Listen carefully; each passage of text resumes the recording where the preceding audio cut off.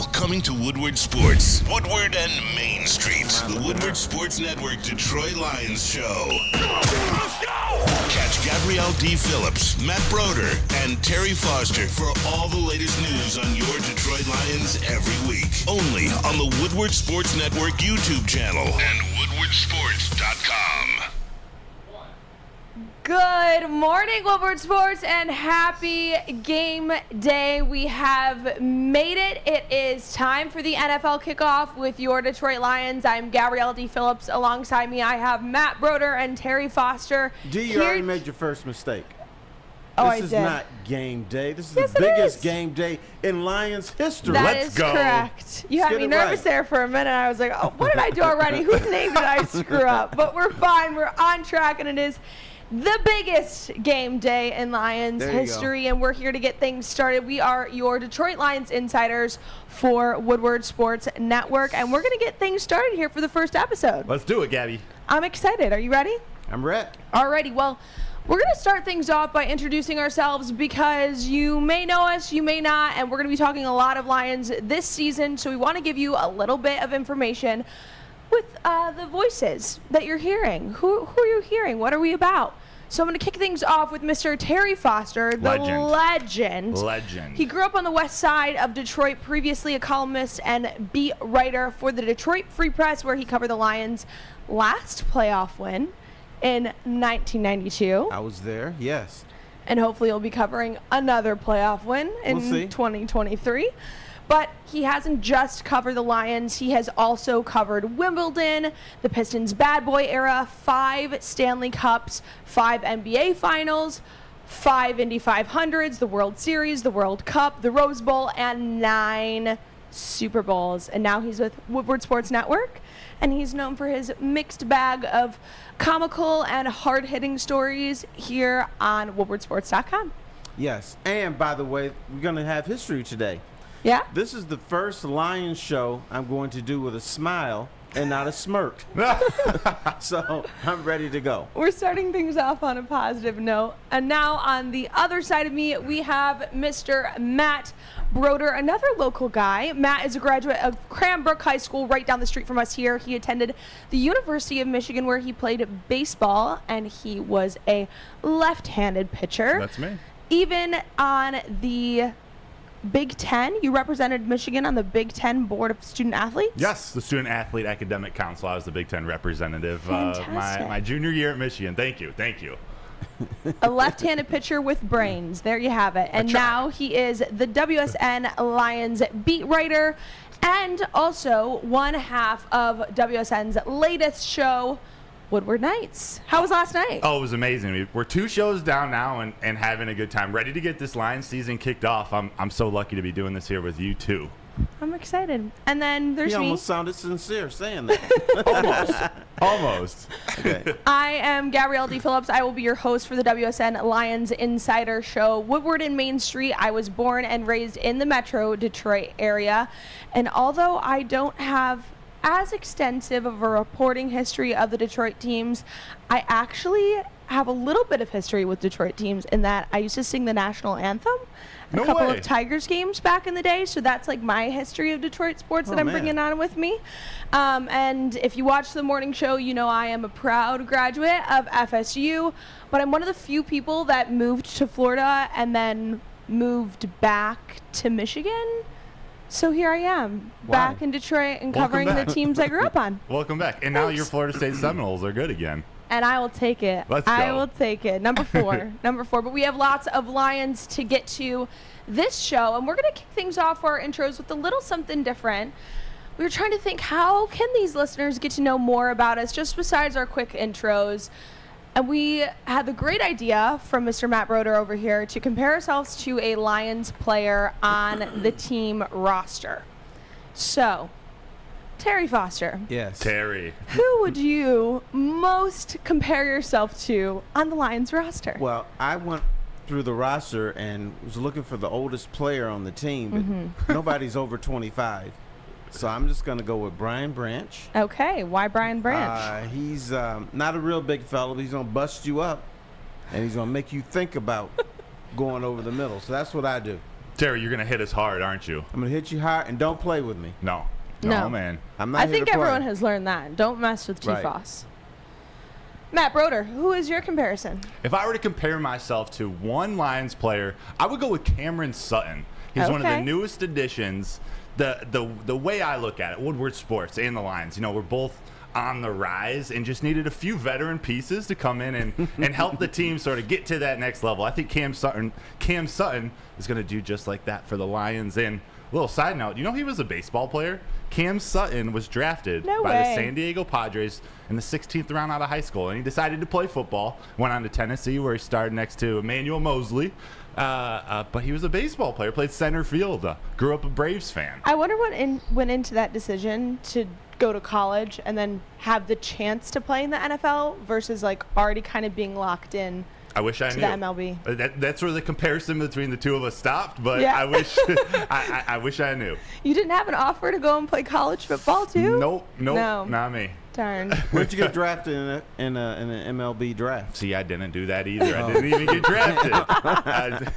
I guess another thing we have in common. Well, there you go. Yeah. So my comparison, I went around to some of our fellow WSN employees here because I was like, all right, where am I going to go with this? How am I going to make this choice?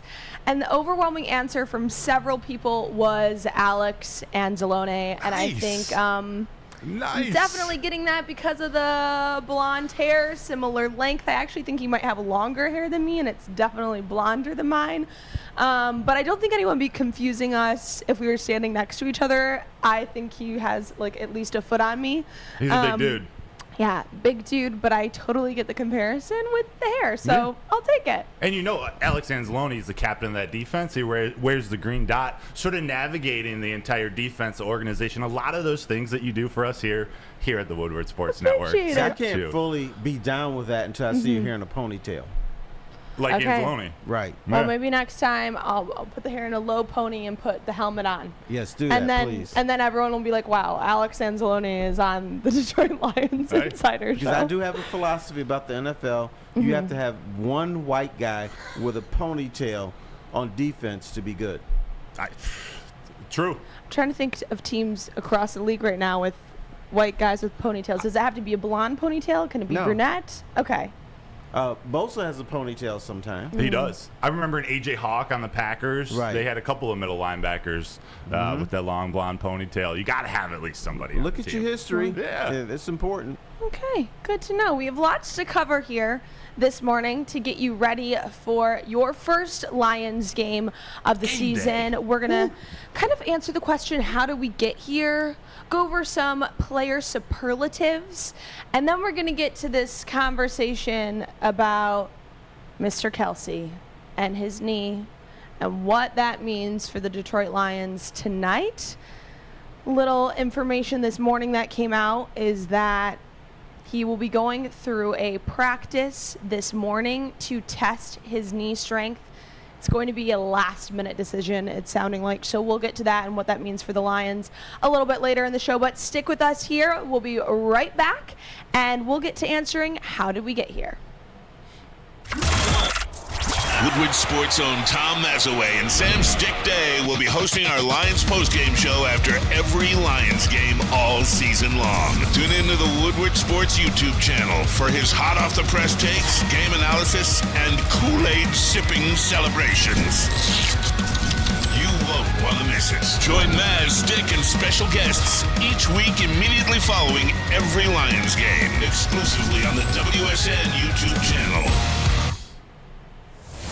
Winners, losers, pushes and draws, over-unders, prop bets, futures and spreads. Are you sick and tired of your picks being losers? Do you want to learn how to bet like a champion? Well, Woodward Sports searched the globe for the most dangerous man with a bet slip in his hand and gave him a show. Coming soon to Woodward Sports. Tune in every weekend as we introduce the greatest gambler to ever walk the earth. Hi, I'm Booner, and I don't lose. Welcome back. This is your Lions Insider Show on Woodward Sports Network. Woodward and Main Street. Matt Broder, Gabrielle D. Phillips, and Terry Foster here to kick off your game day the right way with some Lions insider information. Now we got to get to the question, how did we get here? Because the hype train has steamed through Detroit at incredible speeds. This is like a bullet train coming through here, picking up everyone along the way, including all of the national media, and they're getting more attention than I've ever seen in my lifetime. But I know Terry has a couple of things to say about that because I only have a couple years under my belt. Well, and that's enough years for you to understand. This is the most hyped the Lions have ever been. This included 1991/92 when they won their playoff game. I remember talking to guys in the locker room after they won their 91 game, specifically Robert Porcher, who was a defensive tackle or defensive end. He said, this is going to be the first of many runs to the Super Bowl. He was wrong. They had zero. Very wrong. So they thought they were going, but the fans were like. Within how many years? Within how many years? The first of many runs to the Super Bowl. In the next 10 years. And Robert Porcher could play. He was one of the top defensive ends in the league back then. But, Terry, what was the perception of the Lions, before 91? Sort of give us a little bit of that history of what people around the media, what nationally people thought of the Lions before 91. And then, obviously, for the last 30 years, we've been itching for another playoff wins. I think the national media didn't pay attention to the Lions. At all. They paid attention to Barry Sanders. And even in the 90s, there was Lion fatigue with Lion fans. You always hear this, I'm not here to see the Lions play. I'm here to see Barry run. So what the perception of the Lions in the 90s was, if they had a fifth place schedule, they were good. They had the first place schedule, because that's the way it was back then. They were awful. So you really didn't pay attention to them even then. And the 90s are the hallmark of the Detroit Lions season. They had a losing record, though. Throughout the entire 90s. Losing record. Wow. But they won their playoff game. They won their playoff game. In that 91 season? Right. 91 season, but the game was played in 92. Yeah, January 92. Right. You're right. Now, you asked, how did we get here? Yeah. Sheila Hamp is how we got here. Lions management or ownership was abysmal for 4 or 5 decades. But Sheila Hamp admitted, I don't know how to run a football team. So I'm going to get people who I trust, they're going to be able to do that. So she got Chris Spielman, a bunch of other folks. And so they went through the hiring process, came up with Dan Campbell and Brad Holmes. And to me, she is the catalyst, because her old man, and I'm talking about her dad, she doesn't like to talk ill about her dad, and I don't blame her. I don't want to talk about my parents like that either. But the problem with William Clay Ford Sr.'s, he didn't know football, but he still injected himself into decisions, and sometimes the GM wanted to draft this guy, and and then Ford would say, nah, I want a quarterback, I want a wide receiver, I want this. And so they would put his goodies in the shopping cart, and it just didn't work out. And then you'd hire bad people and keep them. Too loyal. I think you saw some of the relationship between Sheila and Dan and Brad on the episode of Inside the Den, and seeing how, even though she wasn't involved in the decision, they pulled her into everything. So she was well aware of who they were getting, what their upside was, why they're choosing this guy, and why she would like him. So I think it's important to still see that she has trust in them, that they're going to make the decision, and then they'll have the respect for her to go back to her and fill her in on what's happening, not just leaving her completely in the dark. No, that's true, and that's very important. Now, the thing I feel sorry about for her is, she weighed like 110 pounds? Brad Holmes is going to break her in two with those back slaps he's got over there. Yeah. He hasn't gone towards her yet, but if you're in that firing lane, I don't think there's any stopping him. He doesn't know who he's slapping. He's just going around. She's going to get it one day. So if I was her, I'd stay out of Brad Holmes' way. Steer clear. But he's that excited about these draft picks. Yeah. That's the thing. That's part of this journey of how we got here. It's Brad Holmes, Dan Campbell. It's these decision makers that Sheila's put into place to make these decisions on some draft picks that sort of around the national media again. Maybe we're had an eyebrow raised when we first picked them, but like you said, Terry, it's a draft that, you know, it might age like fine wine, something we're going to appreciate down the line. Right, absolutely. And, you know, we're talking about the whole first with Gibbs Yeah. and Campbell. When they made the picks, I'm like, what the hell are they doing? And then as the evening progressed, you kind of understood it. And then 4 or 5 days later, you're like, oh, man, they made the right move. Because Jahmyr Gibbs is not a running back in my mind. He's going to be in the slot. He might be outside sometimes. Yes, he's going to be behind Jared Goff sometimes, a running back. Hell, he might be play safety. Who knows? But he's going to be all over the field. What are your thoughts? How did we get here, Matt Broder? I think Terry hit on it perfectly when he started with Sheila Hamp and how she's come in with the hirings of Dan Campbell, of Brad Holmes. Even before that, bringing Chris Spielman back.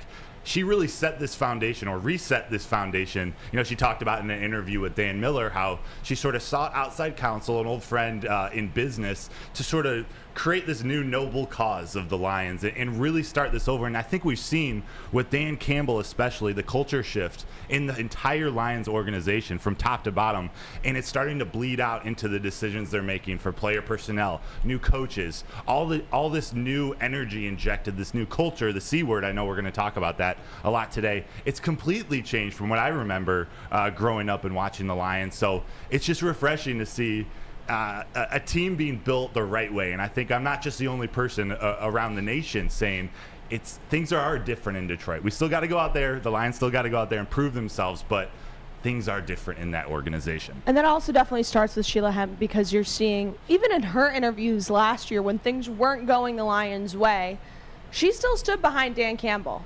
She still stood behind him in front of all the media, even when they were on a terrible streak. Yes. And that sends a message, I believe, all the way down that chain, like you said, the bleeding down. Exactly. When the players see that the ownership is going to stick up for their coaches through good and bad, they're going to also get behind their coaches through the good and bad. All right, can I be mean? Please, Go for That it. did nothing for me. No? No? Because in sports, you get this all the time. The you know, when they give you the "I trust you" speech, that's usually the kiss of death. So management always knows they have to keep things civil, they have to keep things calm, and then they always support their coach and general manager. And if they don't turn things around, then they fire him like 2 days later. Terry, I tend to agree with you. At that point, the Lions were 1-5, and they did end up losing the next game after that speech. I think just in this situation, it does seem still a little different because Dan Campbell and Ben Johnson talk about that coaching staff at that time. They weren't worried. They were 1-5. They lost a couple games by 3 points, so they were staying the course. They weren't stressing out or putting more pressure on. And whether it was lip service or not, Sheila did continue that message and trust the people around him. So I totally get what you're saying. Yeah, but I also think she saw something beyond the wins and losses. Yeah. That it was different. That the Lions weren't losing because they were making a ton of stupid mistakes. They weren't getting their asses handed to them. They saw a team that was competitive, wasn't ready to win, but you could see that at some point they're going to win some games. Now, I didn't think they were going to win 8 out of 10. I'll admit that. But you could kind of see that they weren't overwhelmed by the National Football League. And plus, it's a bunch of young guys, young bucks. The tide was turning, and we're going to talk about some of those young bucks and new additions in the review of the offseason. Handing out some superlatives. Who's your MVP? Who is your draft pick steal? And who do you think is going to face the most adversity this year? Stick with us, and we will be right back. Now, coming to Woodward Sports, Woodward and Main Street, the Woodward Sports Network Detroit Lions show. Let's go! Catch Gabrielle D. Phillips, Matt Broder, and Terry Foster for all the latest news on your Detroit Lions every week. Only on the Woodward Sports Network YouTube channel and woodwardsports.com. Brace yourselves, Detroit. As the sun begins to set, 2 of Woodward Sports' brightest young stars will be taking the mic for a brand new show. Woodward Nights with Broder and Broder. The dog days in Detroit are over, and the boys are unleashed. Join in on the banter and hop on the bandwagon of the #1 night show on the internet. Tune in to the Woodward Sports YouTube channel every weeknight from 8 to 10 p.m. Woodward Nights with Broder and Broder. Welcome back. This is Woodward and Main Street, your Lions Insider Show. I'm Gabrielle D. Phillips. Alongside me is Matt Broder and Terry Foster, here to kick off your first big game day of the season. Biggest game day of the Lions history. Yes. But we've talked a lot about the history of the Lions and how we got here and the turning of the tide, but now I want to get to exactly what happened in this offseason that led us to get here with some of our draft picks and then our superlatives for players going into the first game of this year. So I want to kick things off with, who was your draft pick steal? Do you want to take this away, Broder?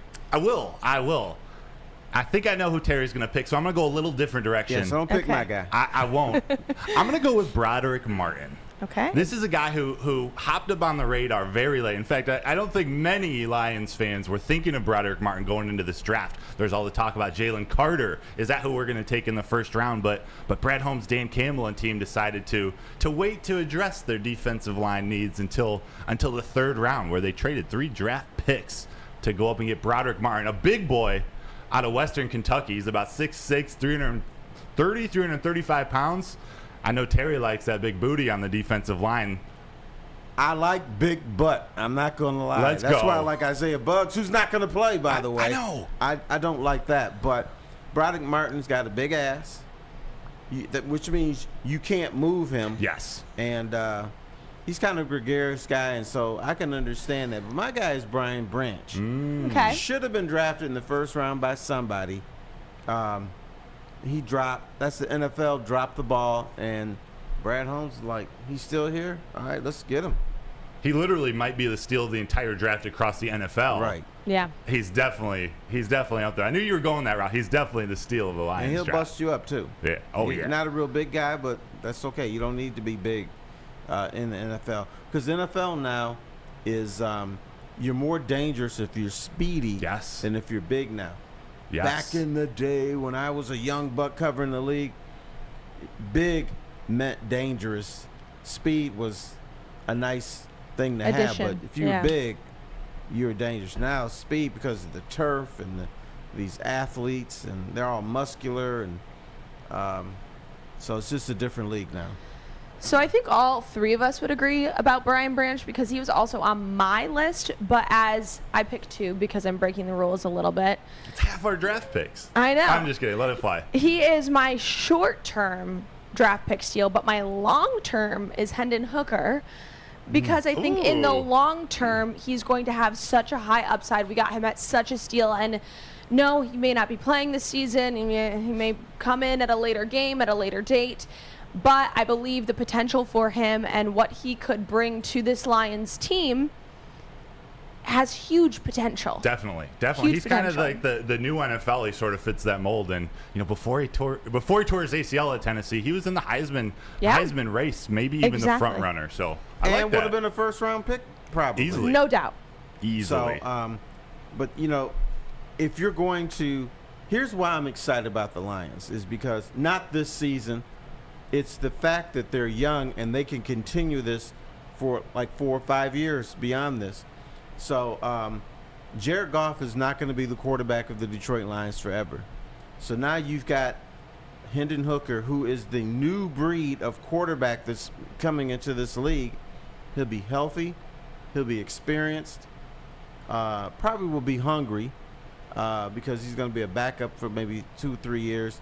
And then if he's good, which I'm saying you're predicting he's going to be, then he can continue that, phase when Aiden Hutchinson is 25, 26, 27 years old, when all these other guys are in their prime, and Jared Goff might be ready to call it quits, but you can still continue because you've got a quarterback with some experience, and he's the new breed quarterback. I'm going to run and pass and beat you that way. So we've talked about the draft pick steal, but I want to know who you think is going to face the most adversity this year. I'm going to kick things off with Rodrigo, because Ooh. Campbell has talked about how he needs to focus on keeping himself healthy. He mentioned this in a press conference earlier in this preseason, saying that he needs to focus on getting healthy, not getting banged up, really keeping himself in good condition on and off the field. You know, he had a great year last year, very unexpected. He tied the lead in the NFL by producing at least one tackle for loss in 8 games. Impressive. So 8 total tackles for loss. And I think having such a great first season and coming out of nowhere and the hype around Hard Knocks and the whole Rodrigo name behind him that was given to him throughout the Lions and throughout the media. Now you're looking at him this year, and you already have Dan Campbell kind of putting a little question mark there, you know, putting it out there that there may not be 100% this year. It kind of makes me a little bit nervous for, and I hate to use this term, but the sophomore slump. And is it going to get him this year? I can appreciate. Carrie, go ahead. I was going to quote the great philosopher Charles Barkley. There's no such thing as a sophomore slump or a sophomore jinx. Other teams have game tape on you now, and so they're planning against you. Now, what Rodrigo must do is he's going to get different looks. He's going to get people are going to attack him from different angles. Now he has to adjust, or his coaches have to adjust for him. So that's going to be the key there.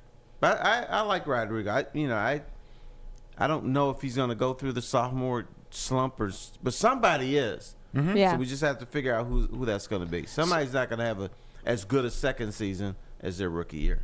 So who is your individual that you're picking for facing the most adversity this season? Well, it's got to be my boy. My main guy is Isaiah Buggs. He's not playing in game one. So now that shows me that the Lion coaches are not as high on him as I am. But I will say I think the Lions made a mistake. One, Dan Campbell said, well, the reason he's not playing is we're looking at the tape. Well, they're looking at the tape from preseason this year. They're looking at the tape from practices. They're looking for Buggs has already done it on the big stage. Yes. So I trust that tape more than the tape I'm looking at today. I think the Lions are going to regret not playing my man. Thoughts, Broder? No, that's a great one. I'm actually going to stay in the linebacker room. You talked about Rodrigo. Before I do, just want to thank everybody in the chat. We've got almost 370 people watching. Go ahead and smash that like for us. This is awesome. We appreciate your support. For the most adversity, I'm going to go with Jack Campbell, the rookie draft pick, number 18, first round. I say that there's so much expectations for him coming in and being the next Chris Spielman, coming in and getting that green dot as a starting inside linebacker from day one. We don't know how much he's going to contribute from day one, but he's going to be on the field a lot. And I think just playing that linebacker position, coming in trying to reverse our kind of horrible rush defense from last season, he's got a lot of pressure on him, and he's going to face some adversity. He seems like the kind of guy who will react positively to that. I'm excited to see what that reaction will be like. Jack Campbell, inside linebacker. Adversity on the field, and then adversity with himself, too, that we've heard about, that he is very hard on himself in practices, very hard on himself when he makes mistakes. And Dan Campbell said that could be his Achilles heel, because he needs to learn how to quickly get over those mistakes, learn, move on, and get into next position and get ready for that next play. Now, rounding it out, who is your MVP of the season? I'll start things down here this time. I'm going to go with new acquisition, Chauncey Gardner-Johnson. C.J. Gardner-Johnson, a defensive back who the Lions got on a one-year deal after leading the Philadelphia Eagles to the Super Bowl. This man had 6 interceptions last season, and somehow we convinced him to come on over to Detroit and help us out for 1 year. This man has brought so much energy to this team throughout training camp. Getting to see him out in the field, he alone has started to transform this defense. I'm excited to see what his energy and what his talent as a player sort of brings out of the rest of these young guys around him. C.J. Gardner-Johnson's my pick for the MVP. Could be. I always like guys closer to the ball. Okay. Because talking to the NFL people over the years, I'd always ask them, how are the Lions going to get better? And the one thing I always heard is attack the quarterback, protect the quarterback. I'm going to go with Aiden Hutchinson. I know he's still a young buck, and he's probably still learning, but I think he's going to be the MVP at least defensively, for the Detroit Lions, because his job is to attack the quarterback. And he's talking about that. I got more game there. I got more moves. I've learned a lot. So I'm going to take his word for it. Go Aiden Hutchinson is going to kill quarterbacks this year. He's learned a lot, and he's also put on some weight in this offseason. He is significantly bigger this year than he was last year. I am going to go with a very obvious pick for MVP, and I will be picking Amon-Ra St. Brown. Nice. I think being up close and personal at these practices and seeing really his work ethic at the field, off the field, now he's voted captain. You add that into the mix, and I think that goes hand in hand with some of what he's saying about his leadership, that he wants to be a leader on this team, but he doesn't want to come out and say, I want to be a leader. He wants to be a leader because those around him are following him, believing him, and seeing what he's doing and then following suit as well. And you're seeing that with his relationship with Khalif Raymond. You see them both after practice staying out there with the jugs machine and taking those catches over and over and over again. I think it's like 200 or 300 something. 202. And then after Amon-Ra St. Brown finishes, Khalif Raymond gets in there and he also stays after. So it's that mentality that I believe not only lends to the Lions culture, but also now to these new players. You need somebody like that he's going into his third year. It's not that chip on his shoulder from his freshman year. He's now past that sophomore slump, and he's still putting in that work like he has something to prove, even though I think he's kind of proved himself in the NFL. He's reminding himself each and every day of the 16 wide receivers drafted before him. Exactly. And when they talk about top 15 receivers, his name is rarely mentioned, even after everything he's done. So he's still got that chip on his shoulder, hopefully. Well, that is your MVPs. We are going to take a quick break, and we will be right back. We have to get into this conversation about tonight's game and the Kansas City Chiefs not being at full strength, but what does that mean for your Detroit Lions? We'll be right back. Are you a diehard college football fan? Well, it's your lucky day. Join special WSN guests like Spencer Raxter, Flannel Sam, and more every Saturday. Go to our Woodward Sports YouTube channel on Saturdays and tune in live from 8:30 to 10 a.m.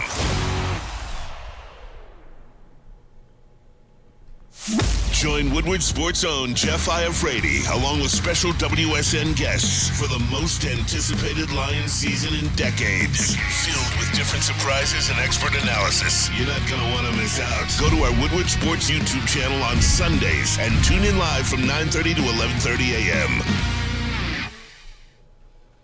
Good morning, Detroit, and good morning, Woodward Sports Network. We are back. It is your Lions Insider Show, kicking off your game day. Now, we have to talk about the Kansas City Chiefs not being at full strength.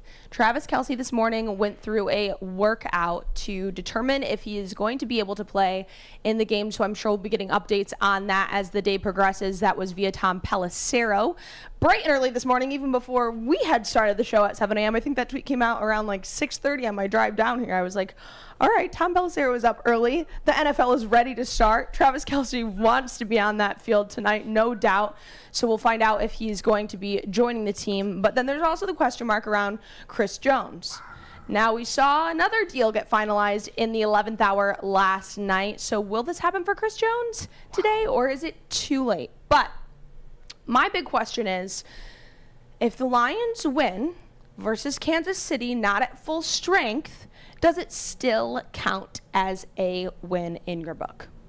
Yes. Okay. The NFL, what they do is they have these standings. They have W, L, and then they put a number by if you went 1, 2, 3. It's not an asterisk or anything like that. And plus, the other thing that the oddity in sports that I think a lot of fans don't understand is, in the short term, if you lose a top star player, the really, really good teams, Yeah. they get through it. What hurts them in the long run is if Chris Jones is out 5, 6 games or something like that. But they can get through Kelce for a game. They can get through Chris Jones for a game. May not be able to do it for 3 or 4, but it's just one of the oddities in sports. That if you're really good, you can just suck that in and still be really solid. Now, teams like the Lions in the past, if they were missing a Chris Jones, if they had a Chris Jones, then they would just disintegrate. But the Kansas City Chiefs are well prepared for this.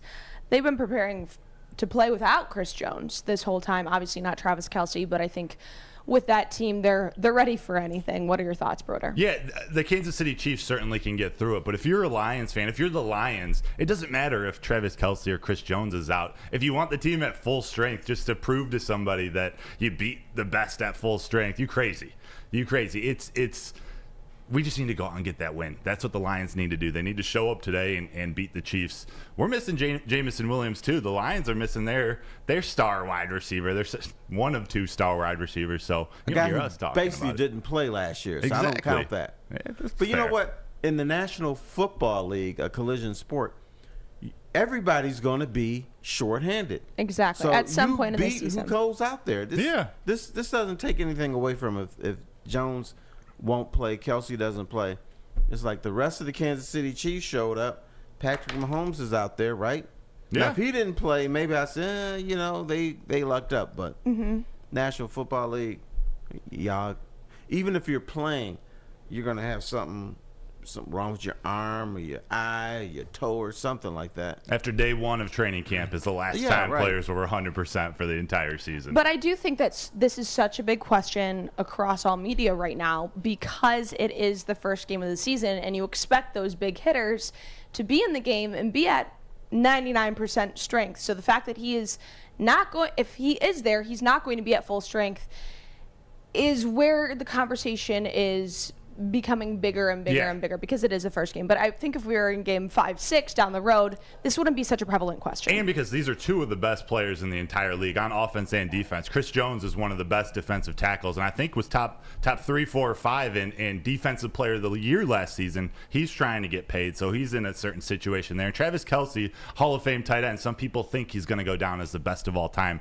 This will be the first time in Patrick Mahomes' career that he's not playing a game with Travis Kelce. So we'll see how this offense meshes under Andy Reid and new OC Matt Nagy. So we've talked about what this means for their win, but what does this mean if they lose? They lose against the Kansas City Chiefs without Travis Kelce potentially and without Chris Jones. Does this make this loss sting even more? Yeah. I think any loss is going to sting. We do need to go out and we need to just show ourselves. The Lions can just show up and play well. But sure, if they lose, especially with 2 of their top guys out, it would sting a little bit. Terry, what do you think? Well, it sting a little bit, but will it sting more? I'm going to say no. Okay. What this does is this makes the Seattle game the biggest home opener in Lions history. That's right. Because they can't go 0-2. They can't have a 0-4 September because we've already seen this and done this with Dan Campbell. And that's when the same old Lions is going to start being thrown around again. Yeah, we're going to have to hear that stuff. I'm going to promise not to say it. Okay. I'm going to hold you to that. But I'm going to listen to it. You're going to kind of agree in your head, but you're not going to verbally agree out loud. Not verbally going to say it. Okay. I'm going to resist the temptation. What are your thoughts on how this affects their second game, their first game at home? Terry's spot on. If they lose the first game, Seattle's coming to town. Mm-hmm. It is the biggest home opener in Lions history. That's a game you got to take care of. No, an 0-2 season won't be the end of it for the Lions, but after the start they had last season, starting 1-6, they got to come out of the gate hot, and they got to at least split those first 2. I have them splitting those first 2 games, but I think they definitely got to beat those Seahawks. If they happen to lose to the Chiefs tonight, they got to bring their A game in 10 days in Detroit. So do you believe that if they beat the Chiefs tonight, that there's a higher chance that they lose against the Seahawks in their home opener? I don't know. I don't think so. I believe if they beat the Chiefs tonight, then the job that Dan Campbell and this coaching staff have done to get these players ready to start the season, to show up on opening night when Kansas City gets their rings, I think that's part of what we want to see in this culture shift now that the team had all offseason to prepare. Jared Goff, Ben Johnson, they have another offseason to get the offense sort of rolling from the start. That's what I want to see. So if they beat the Chiefs, I think they need to keep that momentum going. I think they get swelled up and like, you know what? We're not just a good football team, but we can challenge for a title. Yes. Now, I think it's too premature for the rest of us to start talking like that, but I'm sure the players are going to be thinking, all right, we beat the Chiefs, we beat Seattle, we're feeling pretty good. Yeah. And what you have to do, not lose that edge, but you've got to remain confident. You got to think about, I'm a contender now. I'm a badass. So what y'all gonna do about it? Will they be contenders? We're going to catch up more on that after this break. Lots to talk about to get ready for tonight's game against the Chiefs. We'll be right back. Come hang with the Woodward Sports Crew all throughout football season on Saturdays and Sundays. Join our college football and Detroit Lions live watch parties. Inside the 5, caught, end zone, touchdown Detroit Lions! With money on the line, featuring different special guests and surprises. Start times will vary depending on the game. Only on our Woodward Sports YouTube channel. Now, coming to Woodward Sports, Woodward and Main Street, the Woodward Sports Network Detroit Lions show. Let's go! Catch Gabrielle D. Phillips, Matt Broder, and Terry Foster for all the latest news on your Detroit Lions every week. Only on the Woodward Sports Network YouTube channel and woodwardsports.com.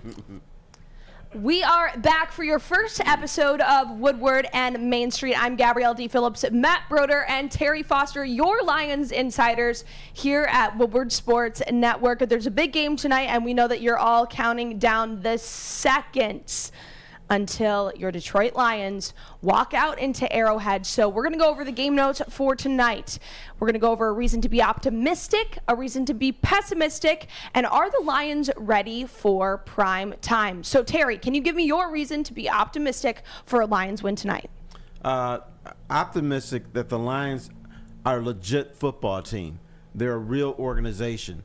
And I like the fact that they've said, we haven't won anything. We didn't make the playoffs, and there's a lot of hype around them. But I think the message is clear that they got to do something. So in order to do something, they've got to beat Kansas City. They got to make the playoffs. And so last year, they're looking at it. There's just another 9-8 season. We don't care how we finish. So we still have to prove something to ourselves, to the league, to our fans. And so that's the reason to be optimistic. Optimism. Give me some optimism here going into tonight. I'll pump you with a couple ideas of optimism. They got the ring ceremony tonight. Who knows, maybe the Kansas City Chiefs have a little Super Bowl hangover. They've been partying all offseason. Are they going to come out and lay an egg? Also, the Lions are healthy to start this season. There were a few injury scares, but they go into Kansas City at full strength. And while we've talked about the Chiefs are missing Travis Kelce and Chris Jones and his 15.5 sacks that he had at the defensive tackle position last week. Also, Matt Nagy is the new offensive coordinator. He's got a good relationship with Patrick Mahomes, but who knows what this offense might look like with Eric Bieniemy now moving on to Washington. And lastly, I've mentioned it real quick, Ben Johnson. Ben Johnson and Jared Goff had a full offseason to prepare for this. They seem like they're firing on all cylinders in training camp. They look great on the practice field. I think they're going to be ready to go from day one. And let me introduce this. The rings. I've been to opposing stadiums and here in Detroit when teams have played after a ring ceremony. They're awful. They're, it's like they're in a fog. But after a certain point, they get themselves together. But if you can jump on them and maybe get up 2 touchdowns, by the time they kind of recover and everything, it's too late for them. So that ring ceremony thing is really legit. So it's hard to get up for a game after that. So we've had the optimism. Now give me the glass half empty. Give me your pessimism. What is a reason to be pessimistic about this game tonight? That perhaps the Lions are not ready for prime time. This is, once again, the biggest game opener in Lions history. Let me say that another time. And so maybe when they're in Kansas City and the fans are going to be nuts and it's going to be noisy and the Lions could get caught up in the ring ceremony too, that they look around and say, oh my God, where are we? That's the reason to be pessimistic. The other thing, I don't know if you guys noticed, but Kansas City won the Super Bowl last year. They're a pretty good team. They're a pretty good team, Terry. So they just might beat you just for the hell of it. They might. Glass half empty? Glass half empty. Coffee cup half empty for this early in the morning? Unfortunately, I wish I had some roast. I'm going to go grab a coffee after the show. But to be a little pessimistic, Andy Reid's 9-1 in his last 10 season openers. Patrick Mahomes is 5-0 in his last season openers. They come prepared from the start. They know how to win when the first game of the season hits. That's difficult. And then part 2 to this, and it's kind of actually my answer for why we can be optimistic without Travis Kelce, without Chris Jones. The Lions have to game plan for some new pieces that the Kansas City Chiefs have on offense. There's a little more unknown to the game plan that Kansas City is going to bring. And you know who's their quarterback? Patrick Mahomes. He's going to go down as one of the greatest all times, and he's known for being that magician when people are counting him out. You never know what's coming, and now especially with those other missing pieces, Exactly. you really don't know what's coming from him. Exactly. Now it's the question about prime time and are they ready? And I think they're going to be ready. Colorado football. Oh, no prime Coach time. Park, That took me a prime second. time. Okay, That I took get me you. a second. But are they ready for here. prime time? Because I think they're going to be ready for these prime time games. I think there's obviously a lot of hype around it. But the reason that I think they're going to be ready is because of Dan Campbell. He has been in their shoes. He's felt this pressure. He knows what it's like to step out on that field and have those nerves, and he's been preparing them since their first practice where he told them, you need to tune out this noise because this is a new season. We have everything new to prove. We can't listen to this outside noise. And that, again, like we talked about in the beginning, that leadership mentality has now trickled down throughout the entire team because every single interview that you have seen with Lions players coming off the field after practices, they've all echoed this narrative that the Lions have this opportunity to prove themselves for a new year, and they're going to do that, and they're not going to listen to the hype, and they're going to rely on their teammates, and they're going to work hard. They're putting their heads down, and they're going to be showing that grit that all Detroit Lions fans love. And just like Sheila put the pieces around her, where she lacks knowledge, she fills it in with new pieces in the front office on her staff. Dan Campbell did the same thing, building out his coaching staff. And that's one of the reasons why I believe the Lions are going to be ready for prime time. They filled out this coaching staff with former players who have won before. They've won Super Bowls. They've been in big moments. I think the communication from the coaching staff to the players is unlike something I've ever seen before. And those guys are going to get the team ready, whether it's Aaron Glenn, whether it's Antoine Randall L leading the wide receivers, whether it's Mark Brunell helping Jared Goff take his game to the next level. I think these guys are going to have the Lions ready to play and ready for prime time. They've been thinking about this for many months. Right, but You've been thinking about this for many years, prime time. Right. The fact that Dan Campbell's a bit of a goofball and you never know what he's going to say, it takes pressure off his players. For sure. Because if somebody's going to blame the Lions, let's say they get off to a bad start, they're not going to blame the players. It's going to be on Dan Campbell. Yes. So he takes a lot of pressure off him because the media likes his little words. He's cute. He's funny. He's all this. And so the players can just play football. He's real. He's real to the media, and he's real to the players, too. Or as real to the media as we can expect. He doesn't feel the pressure, right? He feels the wind beneath his wings. Yeah. It's those kinds of things that people are now holding on to. But they could also turn right back around on him if they start poorly. You always feel the pressure, but the old saying is don't let them see you sweat. Exactly. So we look at him and say, oh, this guy's just having a good old time. There's no pressure. Oh, there is. Yeah, when you feel the pressure under more scrutiny, you can't act more stupidly. Bar.